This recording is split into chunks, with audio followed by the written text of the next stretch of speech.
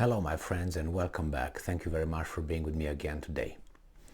We in the free world, right? Not you in not so free world, boast about people with personality and liberation and empowerment and being free and independent and doing basically what selfish people do, caring about number one first and everybody else. But we like that only for some people. For other people, no. Those people cannot have that. Why? Because they are either not from the protected group that the society or some people in a society decide to assign that term, or those people are considered bad dudes and these are considered good dudes. But you always can see or understand if someone has a, how should I put it, is his own man or own woman. That means if you're independent and you have a strong will and determination by your statements and always by your actions. In this case, we have this guy who obviously is a bad dude, and they tell us so, and his statements and whatever you want. And I'm talking about the former Russian president Dmitry Medvedev. He made some very, very, how should I put it,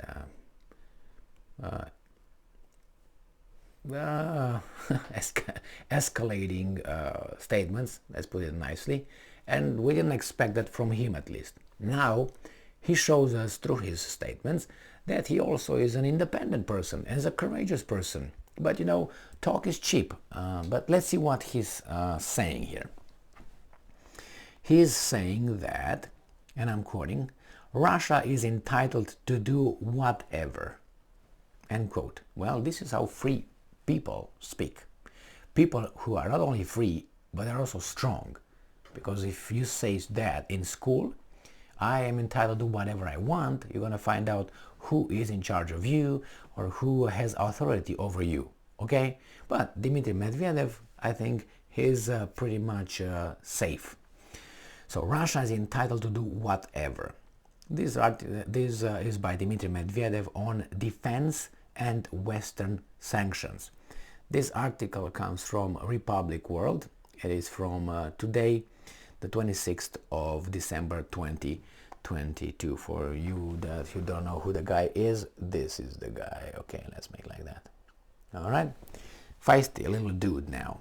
And I'm quoting, we are entitled to do whatever we consider. I'm quoting, right? I don't know if I said that. I think I did. We are entitled to do whatever we consider appropriate based on our law with their assets. Russian Security Council Deputy Chairman Dmitry Medvedev wrote in an article for Russian state newspaper Rossiyskaya Gazeta.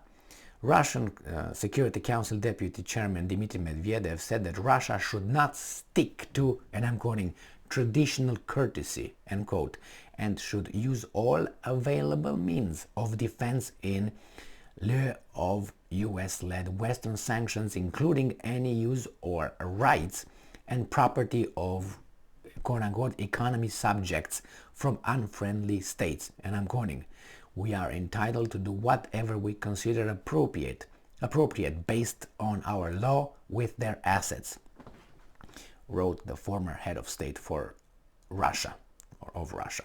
And I'm quoting, boundaries of traditional courtesy must not limit in our choice of methods of defense in any way after the imposition of illegitimate, totally boorish sanctions against our country.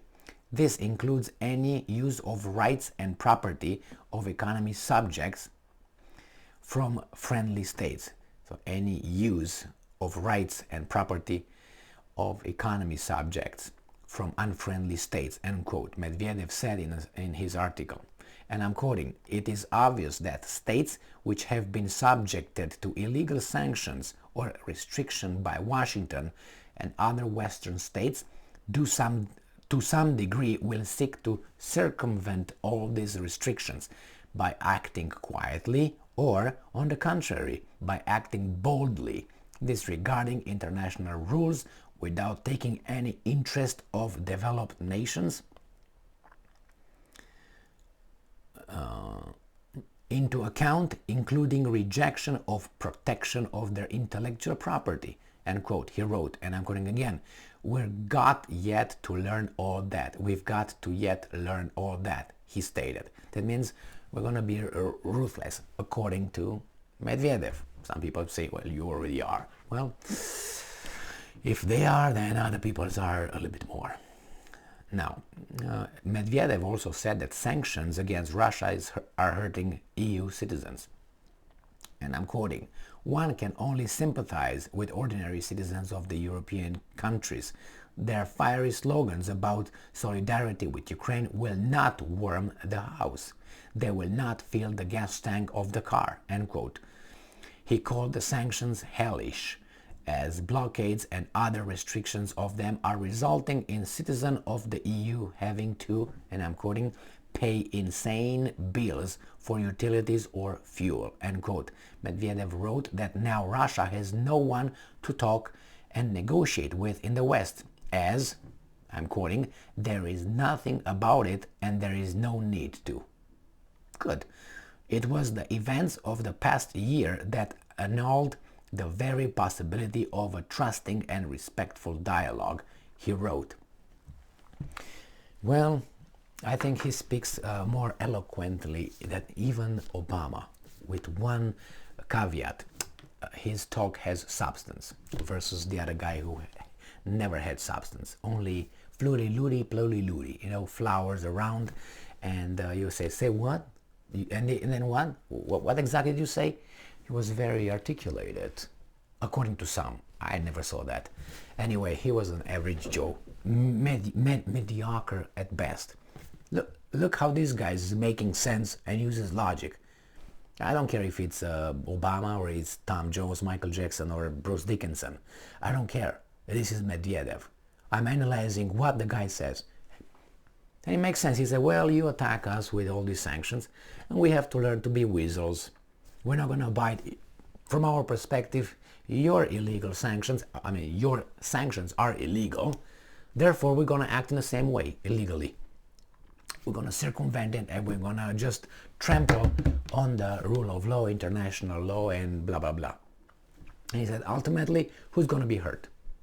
Those guys that you're supposed to protect, which are your citizens that voted for you.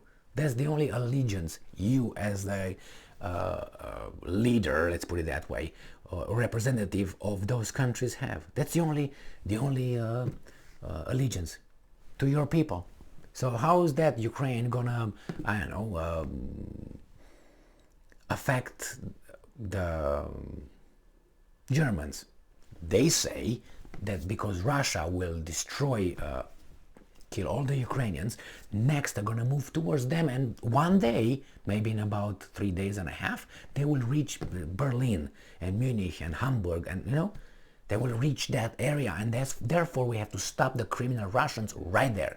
That's how the story goes. So impose sanctions, and the sanctions come like a boomerang, bonk, and hits you in the fucking temple, or wherever you want to be hit.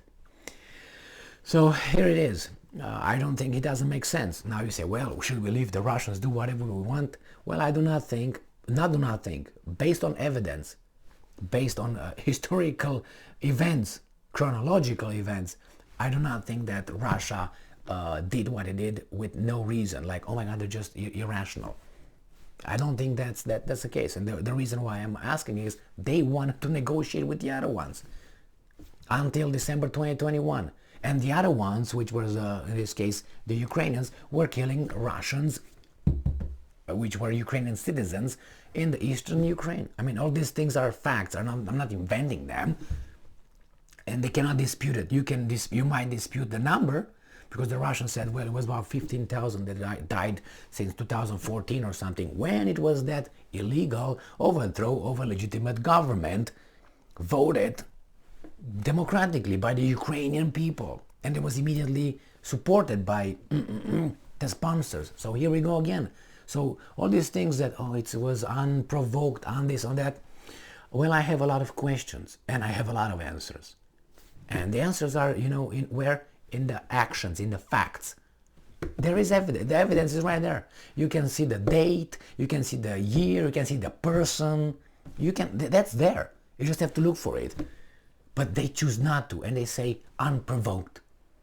And you say, well, what do you mean unprovoked? So it's okay to kill those guys over there with the tanks from Kiev? And they're going to say, well, what are you talking about? Are you a Putin supporter? All right, so here we go again. And I say, well, you're an idiot. I don't, we use brains or use machetes now? Which one? Are we going to that level or what? And even to that level, people who do that are not strong, physically or mentally, usually, when they are trying to shut you up, because they're losing the intellectual battle, or the dialogue, or the, how do I want to call it, the debate. Not having arguments, they try to attack you personally. No, ad hominem attack. Because they can't fight you like this. When you see all these Antifa and all these weasels trying to fight other people, I think if there would be a fair fight, those guys will be beaten or mowed down in no time. Anyway, soybean, that's what they are. Most of them.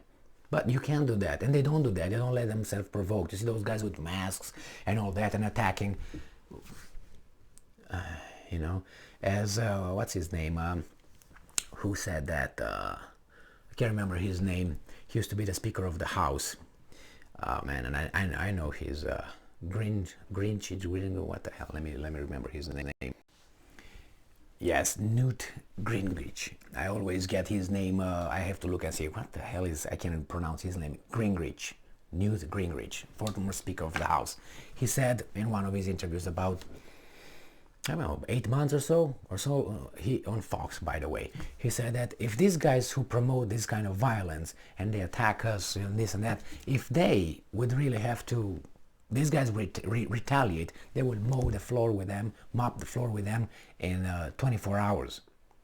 But they restrain themselves. The same here, they restrain themselves to as much, but then you have to react, because what are you going to do with a crazy dog or how do you call this, rabies infected dog? You're gonna just, hey, let me pet you, let me give you some pills. Is that what I'm gonna do? Rabies? No, you're gonna have to defend something. You have to physically restrain the dog and whatever you're gonna do, or dog, or whatever you wanna call it.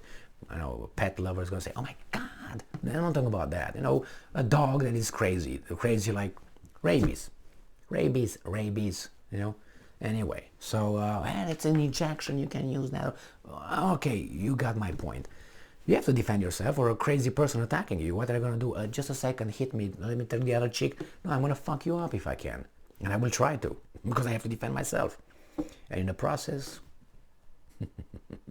Anyway, that's how a free person speaks with balls and and I admire him, but it's like when you hear an adult talking like that and put that in the context of Zelensky or versus Zelensky or Blinken or Biden or Kamala, or you see the weaselness, you see the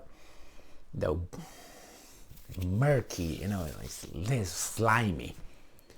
Good or bad, courage is courage, good or bad, in the name of good or in the name of bad.